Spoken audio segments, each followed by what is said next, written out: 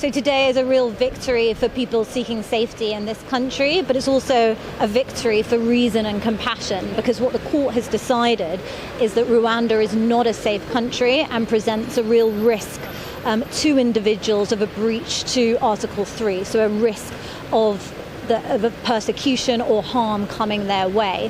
So we're very pleased with the result today, because a number of organisations and parliamentarians and faith leaders and the UNHCR refugee body have all said for many months now that this is an immoral scheme and should never have happened, and that Rwanda was not safe. But the appeal court here was not deciding this case on the moral imperative or other words, whatever. Right. It was purely on law and whether, of course, Rwanda is a safe country. We heard the Lord Chief Justice there saying that actually he thinks the risk to asylum seekers sent to Rwanda, then being sent back to their home country, was very low.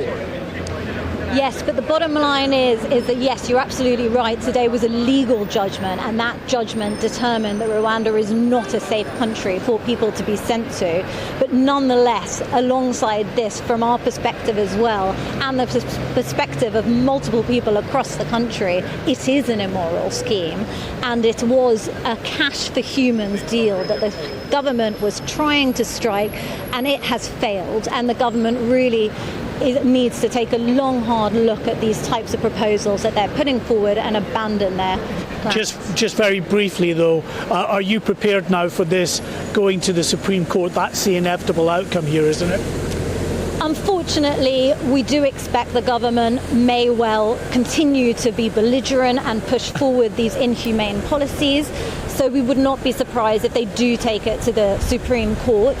If they do, Freedom from Torture will continue to represent our clients in our therapy rooms, and we'll be standing in solidarity with people seeking safety and torture survivors against these sorts of immoral policies. Okay, Natasha Tsangarides, thank you very much indeed for joining us on GB News there. So that's the reaction from one of the charities, clearly, as you would expect, very pleased with that Court of Appeal decision today, but I think it's inevitable. It's headed now for the Supreme Court. As I say, the indications that I was getting is that the ministers were confident that the Court of Appeal would continue to rule that this was a lawful decision, this policy of sending people to Rwanda, that at the end of the day the safeguards in place, the monitoring